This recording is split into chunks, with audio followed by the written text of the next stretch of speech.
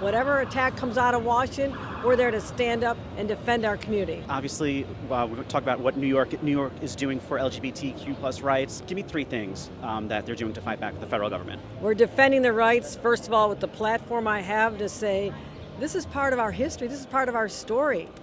The LGBTQ plus movement started right here in New York. We're going to continue defending that. Number two, we're making sure that when they cut funds, like blocking young people from being able to have access to a suicide hotline, that we will amp up our services here in New York for them. This is a very vulnerable community, especially our kids. Lastly, we're putting more money, $15 million I'm announcing today, to go toward a fund to make sure there's wellness and equity in healthcare, so people feel they have the access to healthcare they need. The fund, which is the largest of its kind in the nation, is named after transgender immigrant activist Lorena Borges. And on top of health and human services, it provides workforce development and legal support for the trans community. The state's passed the SHIELD laws extending it to gender-affirming care. Any plans of signing that, and why is that so important? Listen, I have 850 bills to look at.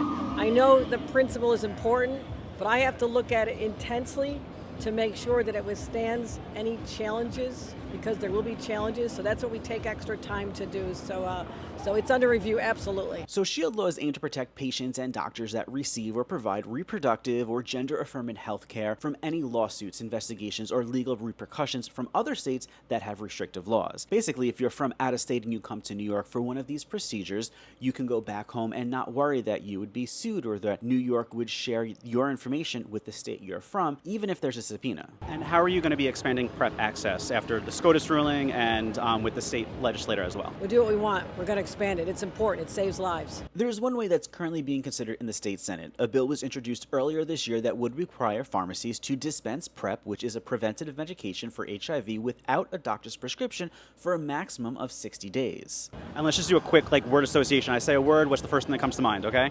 Pride. Community. SCOTUS. Disappointing. Trump. There are no words. Mamdani. Democratic nominee. And New York City. The most amazing place in the world.